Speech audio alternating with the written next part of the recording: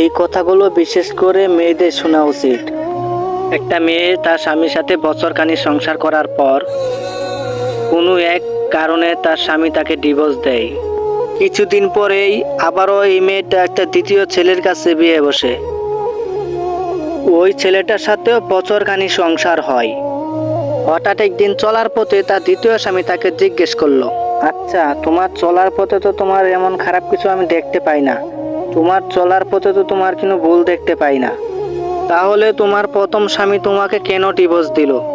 তখন মেয়েটি মাথা নিচু করে ভাবতে লাগলো, তোমাকে আমি যতটা গুরুত্ব দেই, ততটা গুরুত্ব যদি আমার প্রথম স্বামীকে দিতাম, তাহলে আজ আমার দ্বিতীয় বিয়ে বসা লাগতো না।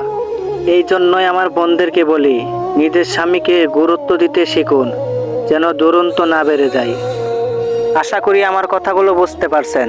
ধন্যবাদ।